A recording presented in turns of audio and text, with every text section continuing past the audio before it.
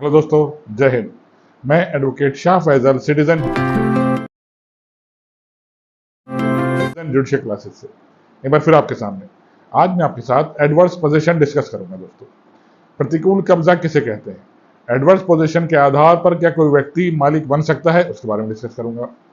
Supreme court का 2024 का बहुत महत्वपूर्ण निर्णय इस बारे में आया है एडवर्स पोजीशन के आधार पर। उसने एडवर्स पोजीशन की कुछ गाइडलाइन जारी करी है, उसके बारे में बताऊंगा। ठीक दोस्तों, बहुत काम आएगी वीडियो। एडवर्स पोजीशन के आधार पर क्या कोई व्यक्ति किसी संपत्ति पर कितने साल तक काबिज रहे तो वो मालिक हो जाता है, उसके बारे में बताऊंगा। आप अगर तैयारी कर रहे हैं या प्रैक्टिस करते हैं, ये वीडियो आपके बहुत काम आने वाली है दोस्तों।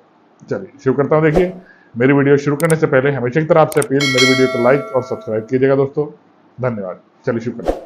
देखिए, एडवर्स पोजीशन, प्रतिकूल कब्जा। एडवर्स पोजीशन को लिमिटेशन एक्ट 1963 के सेक्शन 27 में समझा रखा है दोस्तों।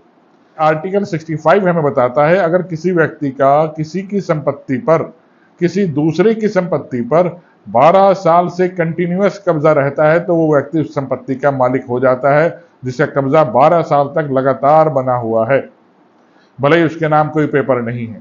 ठीक दोस्तों, तो वो कब्जेदार मालिक हो जाता है। लिमिटेशन एक्ट 1963 का आर्टिकल 65 इसी के बारे में बताता है दोस्तों। वही मैं आज आपसे डिस्कस करूंगा।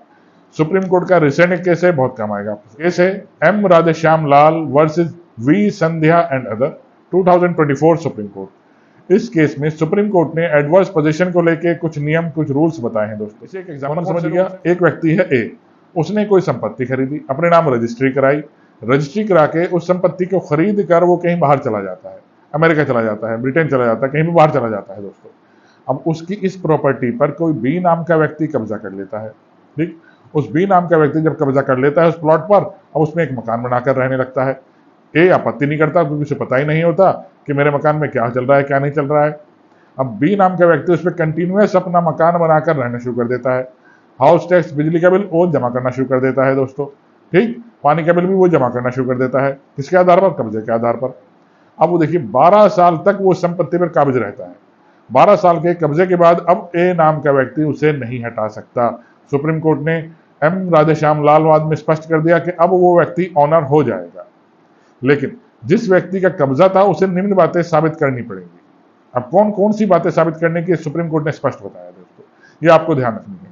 अब ए नाम का व्यक्ति जिसने संपत्ति खरीदी थी और बी नाम का व्यक्ति जिसने संपत्ति पर कब्जा किया था, और बी को क्या करना है मालिक बनने के लिए, ये ध्यान रखना है। अब 12 साल बाद देखिए, बी को ए के ऊपर सूट फाइल करना है। बी प्लेंटिफ है, ए डिफेंडेंट है। ठीक, मालिक देखिए डिफेंडेंट बन गया, प्रतिवादी बन गया।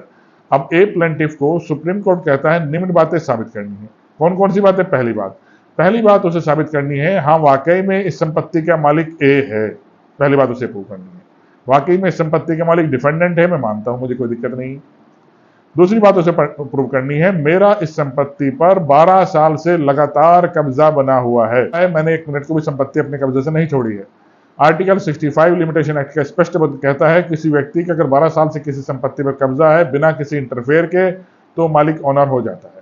ठीक दोस्तों, वो कब्जेदार ऑनर हो जाता है, स्पष्ट कहता है आर्टिकल 65। उसे ये प्रूव करना है कि मेरा 12 साल तक लगातार कब्जा है।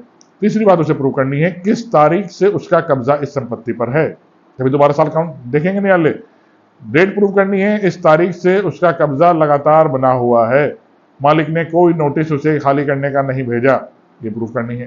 चौथी बात उसे प्रूव करनी है कि जो पड़ोसी हैं, आसपास के जो व्यक्ति हैं, उन सब को मालूम था मैं इस संपत्ति पर कब्जेदार हूं, मैंने संपत्ति पर कब्जा कर रखा है। ठीक दोस्तों, ये चारों बातें उसे प्रूव करनी है। अब इसी केस को एक दूसरे एग्जाम्पल समझिएगा दोस्तों, ऑनर और टीनेंट के केस में समझिएगा, एक मकान मालिक और किराएदार के संदर्भ में समझिएगा।